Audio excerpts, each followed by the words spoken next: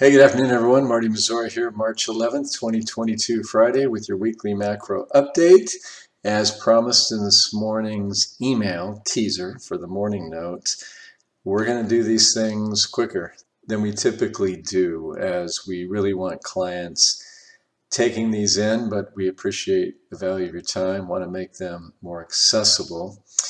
We just, again, want clients in particular, and subscribers, you as well, taking in our message, particularly given these uncertain times that we live in presently. So, with that in mind, without any further ado, we'll jump right to our index. This week it was down another 4 points to 14 and change, 14.6 roughly. We'll look at a handful of inputs here in a second. But suffice to say that we're going in the wrong direction for sure on a trend basis. However, we still have some daylight between here and recessionary conditions. And to put that in perspective, I thought I'd update our back test here for you of our index. We created it back in June of 2017, although went back to the late 90s and then scored our index back then with the data that was available as of those dates. And while we didn't do it every week, we simply picked some dates around market volatility and so on, just to see what our index would have suggested about macro conditions at the time. So back here where you see this plus 22, this was in 1998. This was almost a bear market. It was almost 20% decline. Russia, ironically, defaulted on its debt. The largest hedge fund in the world, long-term capital management, went belly up at that time. So markets really struggled, but underlying macro conditions were still on net positive. And that turned out to be, call it a viable dip or a correction within the context of an ongoing expansion in an ongoing bull market. We got in here into late 1999, still scored a positive 23. And then our index moved into the red here in, the first quarter or so of 2000. And you'll note here, longtime clients, you'll remember when I used to use this illustration a lot, I told you that, the next time we turn red, the market may ramp up for a while before it ultimately rolls over, if indeed our indicator is giving us a legitimate recession signal. And sure enough, that's what happened in the late 90s. And why would the stock market ramp up? Because, folks, the data that we're looking at, let's just say that central bank economists are looking at the same thing.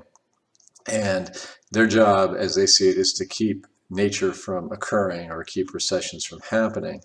And so, monetary policy will get easy when our index rolls over. It seems to be how it happens. And then markets love easy money, but reality took hold and we had not a deep recession, but a really big bear market in stocks, right? This is the S&P was down 50%.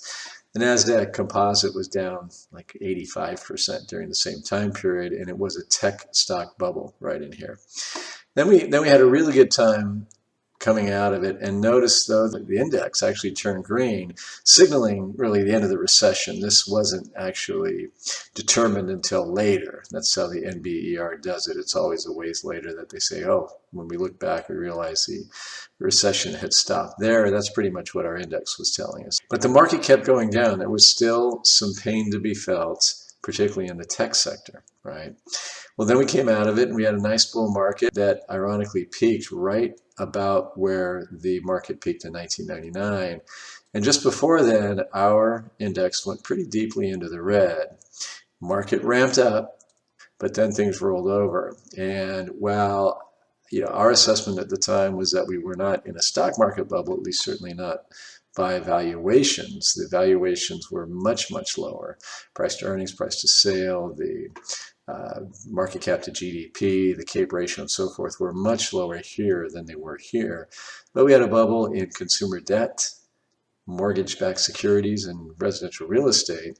Therefore, we had a much deeper recession, the deepest since the Great Depression. And even though stocks weren't, certainly by historical norms, in bubbly valuation territory, they still suffered a 57% decline. They could not withstand the weight of a terrible recession. Well, then we bottomed. We came out of that. Ironically, our index turned green right when, in retrospect, the NBER said the recession had ended. And then we came right in and started dealing with situations like the European debt crisis, which I want to point out because we came all the way down to a +8, got very close to zero, but we were still expanding as an economy according to our indicator. And sure enough, that turned out to be about the same size of a correction, just under 20% there in 2011. And then you can see macro conditions just got better, and then they started to roll over a bit right before we got this 16% correction here during 2015, 2016. And then macro conditions just kept getting better and better. And here we were scoring our index, and all-time high was an 81. Of course, plus 100 is as high as it goes. And then in 2018, some of you clients will remember discussions back then where there were some concerns about this nearly 20% decline. And while I was telling you and writing a lot and doing videos that no, our indication is that this is a correction, a sharp one, a deep one within the context of an ongoing bull market. And then we rolled over when the market was at all-time highs, and then we started hedging portfolios. And sure enough, we got that anticipated ramp.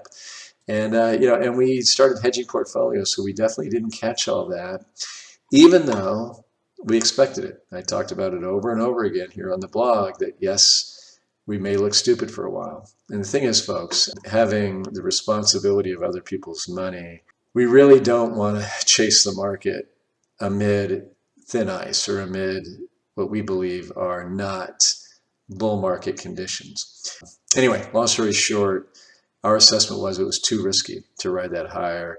COVID came along conveniently in terms of providing an excuse that allowed for just an unfathomable level of stimulus. And so we had a very unique situation here where we dipped and we never came back down. And you can see that as those trillions were applied, macro conditions got better until they finally turned into the green. And here we are at a 15 as the market has been rolling over. And I'll circle back here next day or three with a technical analysis of what's going on here. So folks, historically, and this is why I brought this out today, this level right here, even though the index is rolling over and that's lower than it's been in a while, does not by itself instruct us to play big defense or to forecast that a recession is in the offing or that recessionary risk trumps expansionary risks. Now, having said that, we are hedging portfolios and we are owning assets that don't correlate necessarily with the stock market because there is a real artificiality because of the trillions, in liquidity that were injected into the economy and into the markets that really explain this phenomenon. Right now, we're looking at the Fed beginning to tighten against slowing economic conditions. And that's something to be concerned about. But as we've talked about ad nauseum here on the blog, I don't think they have much choice with the concerns over inflation currently. Okay, so now I will just quickly run through a number of our inputs, and then I'll let you go. The mortgage purchase applications actually got better week over week.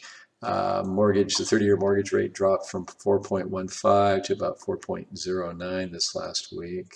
Consumer confidence, the University of Michigan preliminary number, wrote about this morning, so I won't belabor that, but that's obviously not a good look. Takes us back to about 2011 pessimism. And again, take a look at this morning's note for a little more detail on that.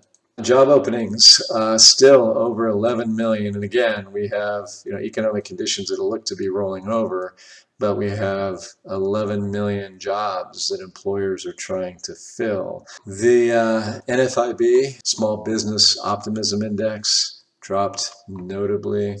Of course, inflation and finding people to come to work are the big issues cited in the survey. CPI came out this morning. I wrote about that this morning as well, so won't belabor it, but this is the story we all know, right? Inflation continues to ramp up.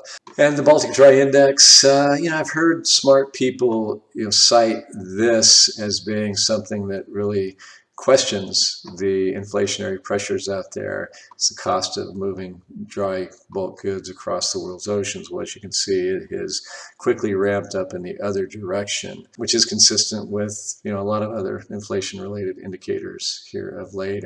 So, folks, to sum it up, definitely a slowing macro backdrop, not recessionary conditions just yet. However, clients, we are hedging against big downside risk because as we look across all our indicators, including our own equity market conditions index, which I shared with you last week, we think this is a very precarious situation going forward. There's lots of headwinds that this market has to deal with, even after there is resolution to the very tragic geopolitical crisis that, of course, is front and center right here. So again, I'll leave it there. Thank you, as always, for watching and listening. Take care. Bye-bye.